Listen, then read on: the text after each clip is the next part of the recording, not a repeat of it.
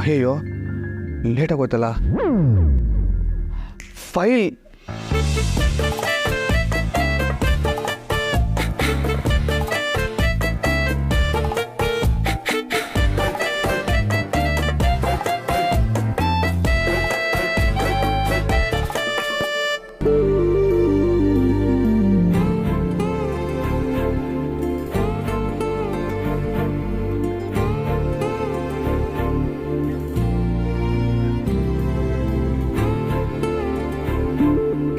ಆಫೀಸಿಗೆ ಬೇರೆ ಲೇಟ್ ಆಗೋಯ್ತು ಫೈಲ್ ಬೇರೆ ಸಿಗ್ತಾ ಇಲ್ಲ ಸತ್ಯನ್ಗೇನಾದ್ರು ಗೊತ್ತಿರ್ಬೋದಾ ಸತ್ಯ ಸತ್ಯ ಸತ್ಯ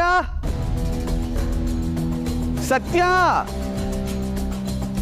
ಸತ್ಯ ಎಲ್ಲಿದ್ಯಾ ಲೇಟ್ ಆಗ್ತದೆ ಸತ್ಯ ಅಮಲ್ ಬೇಬಿ ಏನಾಯ್ತು ಯಾಕೆ ಹಾಕಿ ಹೋಗ್ತಿದ್ಯಾ ನಂದೊಂದು ಇಂಪಾರ್ಟೆಂಟ್ ಫೈಲ್ ಕಾಣಿಸ್ತಾ ಇಲ್ಲ ನೀನೇನಾದರೂ ನೋಡಿದ್ಯಾ ಅಂತ ಆಫೀಸಿಗೆ ಬೇರೆ ಲೇಟ್ ಆಗ್ತದೆ ಅಲ್ಲ ನಿನ್ನ ಫೈಲು ನಾನೆಲ್ಲಿ ನೋಡಿರ್ತೀನಿ ನೀನೆಲ್ಲಿ ನೋಡಿರ್ತೀಯ ಅಂದರೆ ಈ ರೂಮಲ್ಲಿ ಇರೋದು ನಾನು ನೀನು ಇಬ್ಬರೇ ನಾನು ನೋಡಿಲ್ಲ ಅಂದರೆ ನೀನಾದರೂ ನೋಡಿರ್ಬೇಕು ತಾನೆ ಇಲ್ಲ ಅಮಲ್ ಬೇಬಿ ನಾನು ನೋಡಿಲ್ಲ ನೋಡಿಲ್ಲ ಅಂತ ಹಾಗೆ ನಿಂತಿದೆಯಲ್ಲ ಸತ್ಯ ಸ್ವಲ್ಪ ಹುಡ್ಕೊಡೋದಲ್ವಾ ನನಗೆ ಆಫೀಸ್ ಲೇಟ್ ಆಗ್ತಾರೆ ಅಂತ ಬಡ್ಕೋತಾ ಇದ್ದೀನಿ ನೀನು ಅಲ್ಲೇ ನಿಂತಿದೆಯಲ್ಲ ಅದನ್ನ ಮೆತ್ತಗೂ ಕೇಳ್ಬೋದಲ್ವಾ ಯಾಕೆ ರೇಗ್ತಿದ್ಯಾ ನೀನ್ ಎಲ್ಲೆಲ್ಲೋ ಫೈಲ್ ಇಡೋದು ಅದ್ರ ಕೇಳೋದು ರೇಗೋದು ನನ್ನ ಮೇಲೆ ಇವಾಗ ಏನು ಫೈಲ್ ಹುಡ್ಕೊಡ್ತೀಯಾ ಇಲ್ವಾ ಅಲ್ಲ ಅಮುಲ್ ಬೇಬಿ ನಾನು ಏನೇನೆಲ್ಲ ಹುಡುಕೊಡ್ಲಿ ಟೈ ಕಾಣಿಸ್ತಿಲ್ಲ ಅಂದ್ರೆ ಸತ್ಯ ಶರ್ಟ್ ಕಾಣಿಸ್ತಿಲ್ಲ ಅಂದ್ರೆ ಸತ್ಯ ಈಗ ಫೈಲ್ ಕಾಣಿಸ್ತಿಲ್ಲ ಅಂದ್ರೂ ಸತ್ಯ ಅಲ್ಲ ನಾನು ಬೇರೆ ಕೆಲಸ ಮಾಡ್ಬೇಕೋ ಅಥವಾ ನಿನ್ ವಸ್ತುಗಳನ್ನು ಹುಡುಕೊಡ್ತಾ ನಿಲ್ಬೇಕಾ ಚಿಕ್ಕ ಮಗ್ಳ ತರ ಆಡ್ತಿಯಲ್ಲ ಅಮುಲ್ ಬೇಬಿ ಒಂದು ಫೈಲ್ ಹುಡ್ಕೊಡು ಅಂದ್ರೆ ಎಷ್ಟು ಮಾತಾಡ್ತೀಯ ಸತ್ಯ ನಿನ್ ಕೈಲಿ ಆದ್ರೆ ಹುಡ್ಕೊಡು ಇಲ್ಲ ಅಂದ್ರೆ ಬಿಟ್ಬಿಡು ನಾನೇ ಹುಡ್ಕೋತೀನಿ ಅದ್ ಹಾಗಲ್ಲ ಅಮುಲ್ ಬೇಬಿ ಹಂಗೂ ಇಲ್ಲ ಹಿಂಗೂ ಇಲ್ಲ ಇನ್ಮೇಲಿಂದ ನಿನ್ನ ಏನು ಕೇಳಲ್ಲ ನನ್ನ ಕೆಲಸ ನಾನೇ ಮಾಡ್ಕೋತೀನಿ ನಿನ್ನ ಕೇಳಿದ್ರೆ ತಾನೆ ನೀನು ಹಾಗೆ ಹೀಗೆ ಹೇಳ್ತಾ ಇಲ್ಲ ಮಾತಾಡೋದು ಕಾರ್ತಿಕ್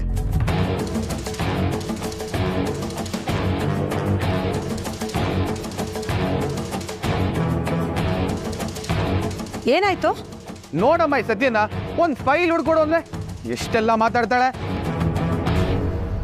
ಅದಕ್ಕೆ ಅಷ್ಟೊಂದು ರೇಗದ ಹೆಣ್ಮಕ್ಳ ಜೊತೆ ಹೇಗ್ ಮಾತಾಡ್ಬೇಕು ಅಂತ ಪರಿಜ್ಞಾನ ಇಲ್ಲ ನಿನಗೆ ಇಷ್ಟಕ್ಕೂ ನಿನ್ನ ಫೈಲು ಆಫೀಸ್ದು ಅದನ್ನ ಇಟ್ಕೋಬೇಕಾಗಿರೋ ಜವಾಬ್ದಾರಿ ನಿಂದು ಅದಕ್ಕೆ ಯಾಕೆ ಇವಳನ್ನ ರೇಗ್ತಾ ಇದೀಯಾ ಅಲ್ಲಮ್ಮ ಅದು ಏನದು ಅಲ್ಲ ಬೆಲ್ಲ ಅನ್ಕೊಂಡು ನಿಮ್ಮ ವಸ್ತುಗಳನ್ನ ನೀವು ಜೋಪಾನವಾಗಿ ಎತ್ತಿಟ್ಕೋಬೇಕು ಅದನ್ ಬಿಟ್ಟು ಹೆಂಡತಿ ಜೊತೆ ಜಗಳಕ್ಕೆ ನಿಂತ್ಕೊಳ್ಳೋದ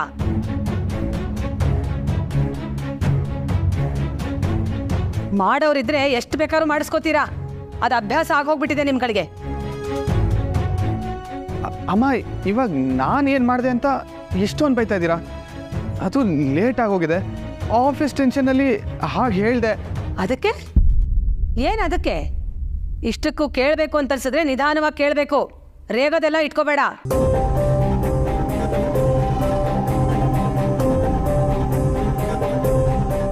ಏನಾಗಿದೆ ಅಮ್ಮನಿಗೆ ಇತ್ತೀಚೆಗೆ ಎಲ್ಲ ವಿಷಯಕ್ಕೂ ಸತ್ಯನ್ ಪರಾನೇ ಮಾತಾಡ್ತಾ ಇದ್ದಾರಲ್ಲ ಆಯ್ತು ಬಿಡಿಮಾ ನಂದೇ ತಪ್ಪಾಯ್ತು ಸರಿನಾ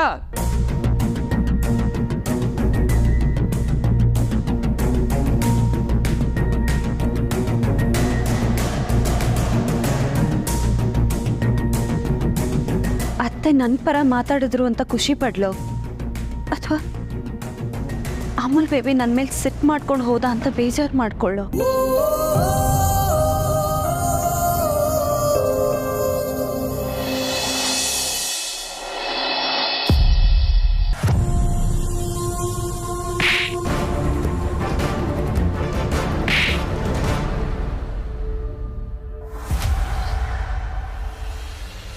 ದಿವ್ಯಾ ಎಷ್ಟು ಸರಿನೇ ಊಟ ಕರೆಯೋದು ಬಾರೆ ಬಾ ಬಾ ಇನ್ನೂ ಯಾಕೆ ಬಂದಿಲ್ಲ ಅಂತ ಯೋಚನೆ ಮಾಡ್ತಿದ್ದೆ ಅವ್ನು ಯಾವನೋ ನಿನ್ನ ಮಗಳಿಗೂ ಹೊಡಿತಿದ್ರೆ ನೋಡ್ಕೊಂಡು ನಿಂತಿದ್ಯಾ ಸಾರಿ ಮಜಾ ತಗೊಂಡು ನಿಂತಿದ್ಯಾ ಇವಾಗ ನೋಡಿದ್ರೆ ಏನೋ ಭಾಳ ಪ್ರೀತಿ ಇರೋಳ್ ಥರ ಬಂದಿದ್ಯಾ. ನನಗೆ ಹಸ್ವಿಲ್ಲ, ನೀವೇ ಚೆನ್ನಾಗಿ ತಿನ್ನಿ. ತಪ್ಪಿರೋದು ನಿಂದೆ ಕಣೆ. ಅಷ್ಟಕ್ಕೂ ಅವನು ಯಾರು ಅಲ್ಲ, ನಿನ್ನ ಗಂಡ. ನಾನೇನಾದರೂ ಆಗಿದ್ರೆ ನೀನು ಮಾಡಿರೋ ತಪ್ಪಿಗೆ ಸಿಗದಾಕ್ಬಿಡ್ತಿದ್ದೆ. ಅವನಾಗಿರೋದಕ್ಕೆ ನಿನಗೊಂದು ಏಟು ಕೊಟ್ಟಿದ್ದಾನೆ ಅಷ್ಟೇನೆ. ಮಗಳಿಗೆ ಹೊಡೆದಿದ್ರು ಅವನ ಪರವಾಗಿ ಮಾತಾಡ್ತಿದ್ಯಲ್ಲ, ನಿಮ್ಮಂಥವ್ರ ಮಧ್ಯೆ ಬದುಕಕ್ಕೆ ಅಸಹ್ಯ ಆಗ್ತಿದೆ. ಅಷ್ಟೊಂದು ಅಸಹ್ಯ ಆಗಿದ್ರೆ ಇಲ್ಲಿ ಯಾರು ಇರೋ ಅಂದಿದ್ದು? ಹೋಗ್ತಾ ಏನೋ ಆಡ್ಕೋ, ಚೆನ್ನಾಗಿ ಆಡ್ಕೋ. ಈ ಕೊಂಪೆ ಬಿಟ್ಟು ಬೇರೆ ಜಾಗ ಇಲ್ಲ ಅಂತ ಈ ರೀತಿ ಹೇಳ್ತಿದ್ಯಾ ಅಲ್ವಾ? ಒಂದು ದಿನ ಬರುತ್ತೆ, 5 ಲಕ್ಷ ಅಲ್ಲ 50 ಲಕ್ಷ ಖರ್ಚು ಮಾಡೋ ಟೈಮ್ ಬಂದೇ ಬರುತ್ತೆ. ಒಂದಲ್ಲ ಒಂದಿನ ಕೋಟಿ ಗಟ್ಟಲೆ ದುಡಿತೀನಿ. ಆಗಿ ದಿವ್ಯಾ ಯಾರು ಅಂತ ಗೊತ್ತಾಗತ್ತೆ. ಇವಾಗ್ಲೂ ದುಡ್ಡು ದುಡ್ಡು ಅಂತ ಸಾಯ್ತಿಯಲ್ಲೇ, ನಿನಗಿನ್ನೂ ಅರ್ಥ ಆಗ್ತಿಲ್ವೇನೆ? ಸಾಕು, ನಿನ್ನ ಪ್ರವಚನ ಕೇಳೋಷ್ಟು ಪೇಷನ್ಸ್ ಇಲ್ಲ, ಹೊರಡು. ಹೋಗ್ತೀಯ ಅಥವಾ ನಾನೇ ತಳ್ಳಿ ಡೋರ್ ಹಾಕ್ಲಾ? ಏನಾದರೂ ಮಾಡ್ಕೋ, ಇಲ್ಲ ನನ್ನ ಕರ್ಮ.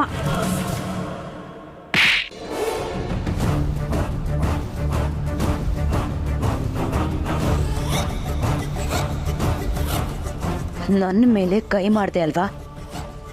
ನಿನಗೇನು ಮಾಡ್ತೀನಿ ನೋಡ್ತಾ ಇರು. ಆ ದುಡ್ಡಲ್ಲಿ ಶಾಪಿಂಗ್ ಮಾಡಿಬಿಟ್ಟೆ, ಒಡವೆನೂ ಇಲ್ಲ. ದುಡ್ಡನ್ನ ಹೇಗೆ ಅರೇಂಜ್ ಮಾಡಲಿ?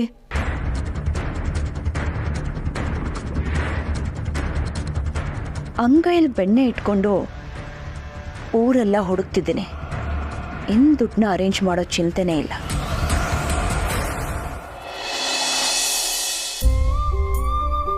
ಛೇ, ನಾನಷ್ಟು ಪ್ರೀತಿ ಮಾಡೋ ಹೆಂಡತಿ ಮೇಲೆ ಕೈ ಮಾಡಿ ತಪ್ಪು ಮಾಡಿಬಿಟ್ಟೆ.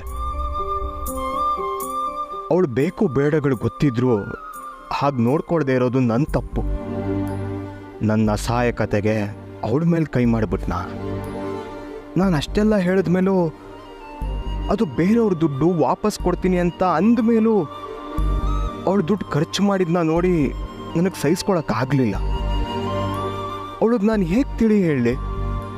ಬೇಡ ಇವೆಲ್ಲ, ನಾವು ಬದಲಾಗೋಣ ಅಂತ. ಅವಳು ಬದಲಾಗಲ್ಲ ಸರಿ, ನಾನು ಬದಲಾಗಿದ್ದೀನಿ ಅಂದರೂ ಅವಕಾಶ ಕೊಡಲ್ಲ ಅಂತಾಳಲ್ಲ. ಆ ಫ್ರಸ್ಟ್ರೇಷನ್ನ ನಾನು ಹೇಗೆ ತಡ್ಕೊಳ್ಳಿ?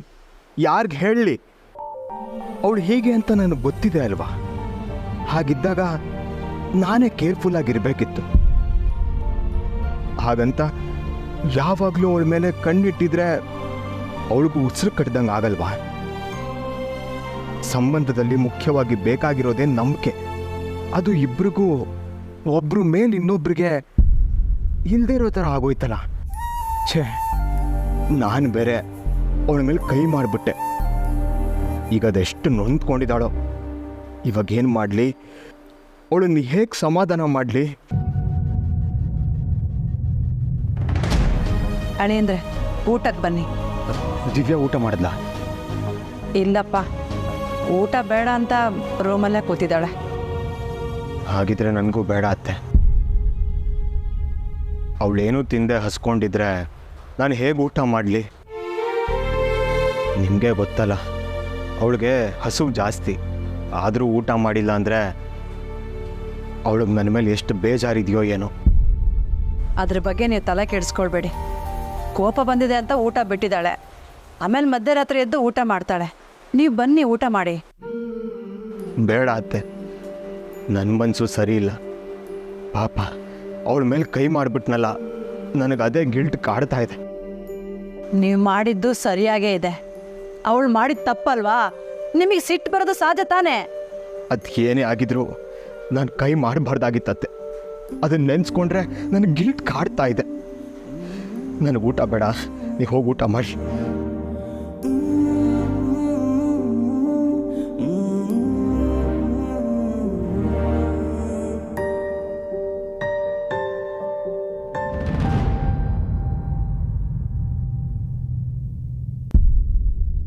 ಅತ್ತೆ, ಬಲ ಬನ್ನ.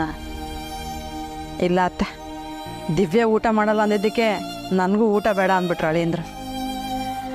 ಅಷ್ಟು ಪ್ರೀತಿ ಮಾಡೋ ಗಂಡ ಸಿಗೋದಕ್ಕೂ ಅವಳು ಪುಣ್ಯ ಮಾಡಿರಬೇಕು. ನೋಡಿದ್ರೆ ಧನ ಪಿಶಾಚಿ ಥರ ಆಗ್ಬಿಟ್ಟು ನಮ್ಮ ಮಾನ ಮರ್ಯಾದೆಲ್ಲ ಕಳೀತಿದ್ದಾಳೆ. ಈ ಹುಡುಗಿಗೆ ಹೇಗೆ ಸುಧಾರಿಸೋ ನೀವು? ನನಗಂತೂ ತುಂಬ ಭಯ ಆಗಿದೆ ಕಣೆ. ಮೊದಲೇ ಅವಮಾನ ಆಗಿದೆ, ನಾಳೆ ದುಡ್ಡು ತರೋಕ್ಕೆ ಇನ್ನೇನೇನು ಮಾಡ್ತಾಳೋ ದೇವ್ರಿಗೆ ಗೊತ್ತಪ್ಪ.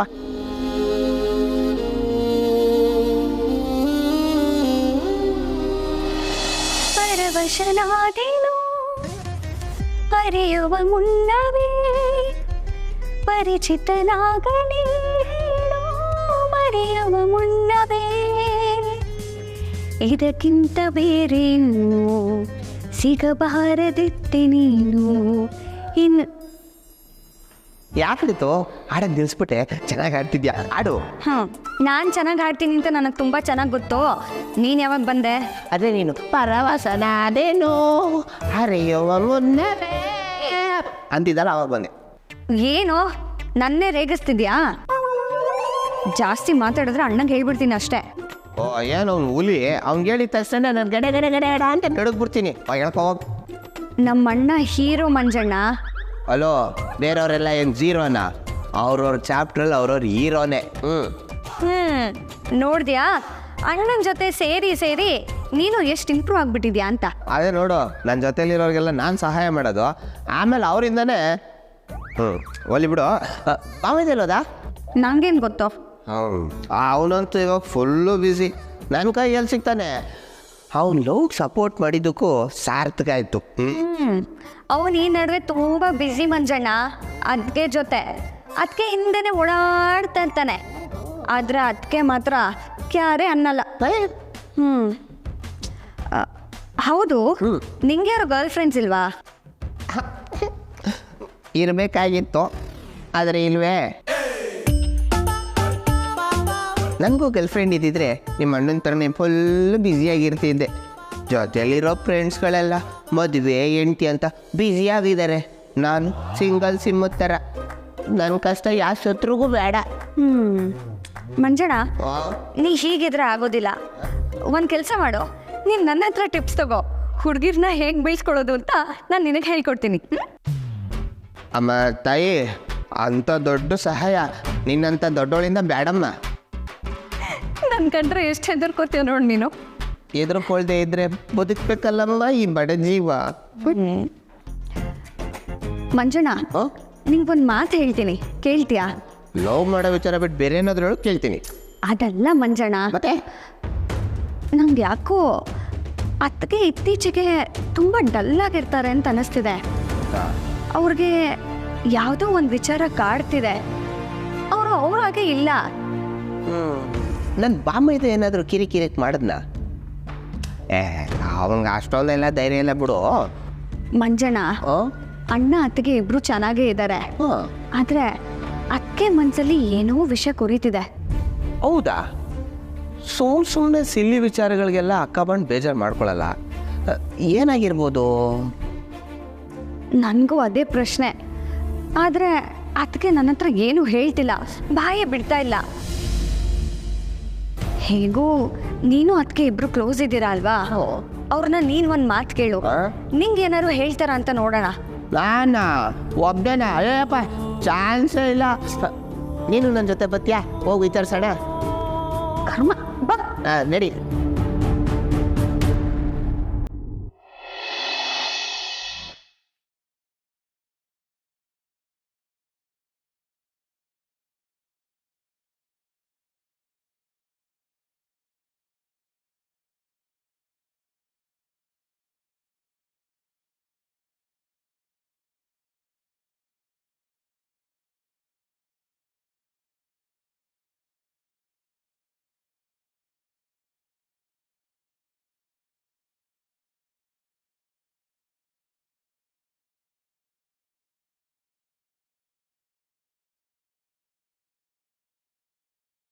ಬೆಚ್ಚಗಿನ ಗುಬ್ಬಚ್ಚಿ ಗೂಡಿನ ಥರ ಪುಟ್ಟ ಸಂಸಾರ, ಅದೆಷ್ಟು ಖುಷಿಯಾಗಿದ್ದಾರೆ.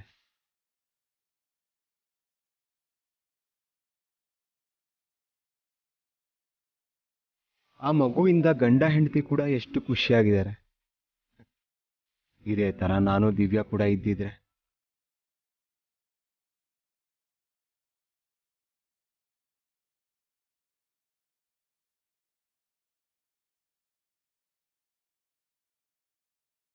ಬಲ್ಲ ಹೇಳಿ ಅಜ್ಜಿ. ಯಾಕಪ್ಪ ಅವ್ರನ್ನ ಹಾಗೆ ನೋಡ್ತಾ ಇದೀಯಾ? ಅವ್ರು ನೋಡಿ ಅಜ್ಜಿ, ಎಷ್ಟು ಖುಷಿಯಾಗಿದ್ದಾರೆ, ಎಷ್ಟು ನೆಮ್ಮದಿಯಾಗಿದ್ದಾರೆ. ಅದು ಹಾಗೆ ಬಾಲ, ಮನೇಲಿ ಒಂದು ಪುಟ್ಟ ಮಗು ಇದ್ರೆ ಮನೇಲಿ ಏನೇ ಕಷ್ಟ ದುಃಖ ಏನೇ ಇರಲಿ ಎಲ್ಲ ಮರ್ತೋಗುತ್ತೆ ಗೊತ್ತಾ.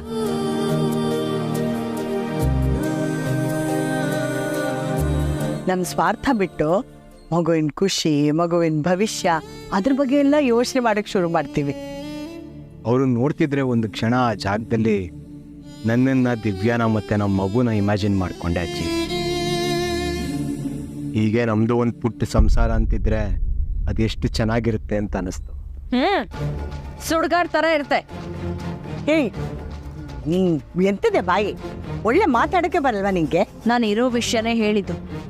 ನಿನಗೆ ಹಾಗನ್ಸಿದ್ರೆ ನಾನೇನು ಮಾಡೋಕ್ಕಾಗಲ್ಲ. ಅವನೇನು ಅನ್ಬಾರ್ದಂತ ಅಂತ ಹೇಗಂತ ಇದೆಯಾ? ನನ್ನನ್ನು ಸಾಕೋ ಯೋಗ್ಯತೆನೇ ಇಲ್ಲ. ಇವನ್ ಮುಖಕ್ಕೆ ಸಂಸಾರ, ಮಕ್ಕಳು ಬೇರೆ ಕೇಡು.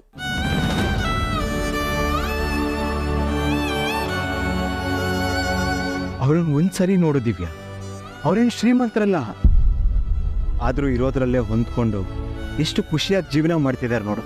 ಮುಟ್ಟಾಳನ್ ಥರ ಮಾತಾಡ್ಬೇಡ. ಹೊಂದ್ಕೊಂಡು ಹೋಗಕ್ಕಾಗಲ್ಲ ಅಂತಾನೆ ಶ್ರೀಮಂತನ ಮದ್ವೆ ಆಗ್ಬೇಕು ಅಂತ ಅನ್ಕೊಂಡಿದ್ದು. ಕರ್ಮ, ನಿನ್ ಹತ್ರ ತಗ್ಲಾಕೊಂಡೆ. ಏ ಕೋತಿ, ಮದುವೆ ನಡೆದೋಗಿದೆ, ಈಗ ಯಾಕೆ ಮಾತಾಡ್ತೀಯಾ? ಮುಂದೆ ನೆಮ್ಮದಿಯಿಂದ ಸಂತೋಷದಿಂದ ಹೇಗೆ ಸಂಸಾರ ಮಾಡೋದು ಅಂತ ಅದ್ರ ಬಗ್ಗೆ ಯೋಚನೆ ಮಾಡು. ಕರೆಕ್ಟ್, ನಾನು ಮಾಡ್ತಾ ಇರೋದು ಅದನ್ನೇ. ನನಗೆ ಬೇರೆಯವ್ರು ಹೇಗಿರ್ತಾರೆ ಅನ್ನೋದು ಬೇಕಾಗಿಲ್ಲ. ನನ್ನ ಲೈಫಲ್ಲಿ ನಾನು ಹೇಗಿರ್ತೀನಿ ಅನ್ನೋದು ಮುಖ್ಯ.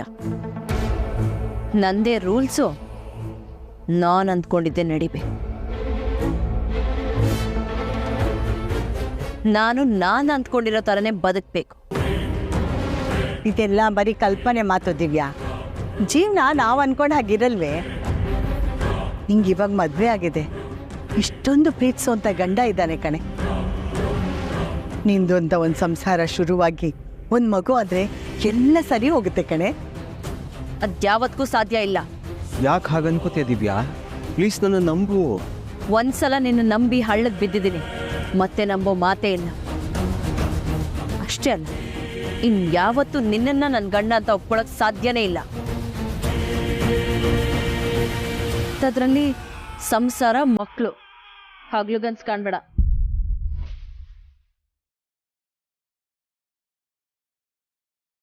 ನೊಂದ್ಕೋಬೇಡ ಬಾಲ, ಹೋಗ್ತಾ ಹೋಗ್ತಾ ಎಲ್ಲ ಸರಿ ಹೋಗುತ್ತೆ.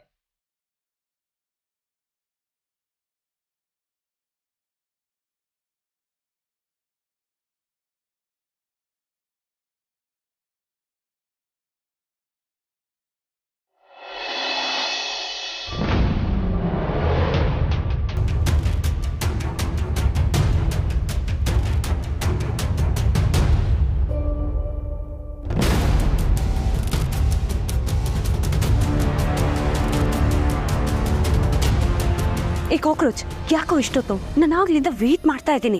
ನೀನ್ ಫೋನ್ ಯಾಕೋ ಸ್ವಿಚ್ ಆಫ್ ಮಾಡ್ಕೊಂಡಿದ್ಯಾ? ಸತ್ಯ, ಫೋನ್ ಅದಾಗದೆ ಸ್ವಿಚ್ ಆಫ್ ಆಗಿತ್ತು. ಅದ್ಬಿಡು. ರಿತು ಅಪ್ಪ ಮತ್ತೆ ಆ ಹೆಂಗಸು ಇಬ್ರು ಹಾಸ್ಪಿಟ್ಲಿಗೆ ಹೋಗಿದ್ರು. ಈಗ ಸ್ವಲ್ಪ ಹೊತ್ತಿಗೆ ಮುಂಚೆ ಅವ್ರು ಅಲ್ಲಿಂದ ಹೊರಟ್ರು. ತಕ್ಷಣ ನಾನು ಮನೆಗೆ ಬಂದೆ, ಅದಕ್ಕೆ ನಿನಗೆ ಫೋನ್ ಮಾಡಿದೆ. ಹಾಸ್ಪಿಟಲ್ಗ? ಯಾಕೆ? ಗೊತ್ತಿಲ್ಲ ಸತ್ಯ, ಮಗುನು ಕರ್ಕೊಂಡು ಹೋಗಿದ್ರು ಅನ್ಸುತ್ತೆ. ಅಲ್ಲೇನ್ ನಡೀತೋ? ಅವ್ರು ಮಾತಾಡ್ತಿರೋದೇನಾದ್ರೂ ಕೇಳಿಸ್ತೇನೋ? ಇಲ್ಲ ಸತ್ಯ, ನಾನು ಸ್ವಲ್ಪ ದೂರದಲ್ಲಿ ನಿಂತಿದ್ದೆ. ಆದರೆ ಆ ಹೆಂಗಸು ಲಕ್ಷ್ಮಣ್ ಸರ್ ಜೊತೆ ಜಗಳ ಆಡ್ತಿದ್ರು ಅನ್ನೋದು ಮಾತ್ರ ಕನ್ಫರ್ಮ್ ಆಯಿತು. ಜಗಳನ? ಯಾಕೆ? ಏನೋ ಸತ್ಯ, ಆದರೆ ಅವರಿಬ್ರು ಮಾತುಕತೆ ಸ್ವಲ್ಪ ಜೋರಾಗೇ ಇತ್ತು. ಹಾಸ್ಪಿಟ್ಲಿಂದ ಹೊರಗಡೆ ಬಂದ ತಕ್ಷಣ ಆ ಹೆಂಗಸು ತುಂಬ ಕೋಪ ಮಾಡ್ಕೊಂಡಿದ್ಲು, ಕಣ್ಣೀರು ಹಾಕ್ತಿದ್ಲು. ಕೊನೆಗೂ ಅವಳಿಗೆ ಸಮಾಧಾನ ಮಾಡಿ ಅವಳನ್ನ ಮನೆ ಕಡೆ ಕಳಿಸ್ಕೊಟ್ರು. ಹಾಗೆ ಇವರು ಮನೆಗೆ ಹೊರಟ್ರು ಅನ್ಸುತ್ತೆ. ಜಗಳ ಆಗೋವಂಥದ್ದು ಏನ್ ನಡೆದಿರ್ಬೋದಲ್ಲಿ? ಅದನ್ನ ತಿಳ್ಕೊಬೇಕು ಅಂತಂದ್ರೆ ನೀನು ಲಕ್ಷ್ಮಣ್ ಸರ್ ಶರ್ಟ್ಗೋ ಅಥವಾ ಫೋನ್ಗೆ ಮೈಕ್ರೋಫೋನ್ ಹಾಕಬೇಕು. ಕಾಕ್ರೋಚ್, ತಮಾಷೆ ಮಾಡಿದೆ ಸತ್ಯ, ಆದರೆ ಒಂದು ಮಾತಂತೂ ನಿಜ, ಅವರಿಬ್ರು ಮಧ್ಯೆ ಏನೋ ಸರಿಯಾಗಿಲ್ಲ ಅನ್ಸುತ್ತೆ. ನೋಡಿದ್ಯಾ ಈ ಗಂಡಸರು ಬುತ್ತಿನ? ಇಲ್ಲಿ ಮನೇಲಿ ಮುತ್ತಿನಂತ ಹೆಂಡತಿ ಇದ್ರು ಅದು ಯಾವಳು ಜಗಳ ಗಂಟೆ ಜೊತೆ ಎರಡನೇ ಸಂಸಾರ ಮಾಡ್ತಿದ್ದಾರೆ. ಪಾಪ ಚಿಕ್ಕತ್ತೆ ಕಣು, ತನ್ನ ಗಂಡ ದೇವರು ನಮಗೋಸ್ಕರ 3 ಹೊತ್ತು ಆಫೀಸಲ್ಲಿ ಕೆಲಸ ಮಾಡ್ತಿದ್ದಾರೆ ಅಂತ ಅಂದ್ಕೊಂಡಿದ್ದಾರೆ. ನಿಜ ಗೊತ್ತಾಗ್ಬಿಟ್ರೆ ಏನಾಗುತ್ತೋ ಅನ್ನೋ ಭಯ ಕೊಡೋ. ಹೌದು ಸತ್ಯ, ಇಷ್ಟು ದೊಡ್ಡ ಮಗ ಇದ್ದಾನೆ ಅಂತಂದರೆ ಆ ಸಂಬಂಧ ತುಂಬ ಹಳೆಯದೇ. ಇಷ್ಟು ವರ್ಷ ಯಾರಿಗೂ ಗೊತ್ತಾಗ್ದಂಗೆ ಮೇಂಟೈನ್ ಮಾಡಿದಾರಲ್ಲ, ಎಂಥ ಚಾಲಾಕಿ ಇರಬೇಕು. ಅದೇ ಭಯ ಆಗ್ತಾ ಇರೋದು. ನೀನು ಯಾವುದಕ್ಕೂ ಅವ್ರ ಮೇಲೆ ಒಂದು ಕಣ್ಣಿಟ್ಟಿರು. ಟೈಮ್ ಇದ್ದಾಗೆಲ್ಲ ಅವ್ರ ಮೇಲೆ ಗಮನ ಹರಿಸು. ಪ್ಲೀಸ್ ಕಡು ಕಾಕ್ರೋಚ್, ಇದು ನಮ್ಮ ಮನೆ ಮರ್ಯಾದೆ ಪ್ರಶ್ನೆ.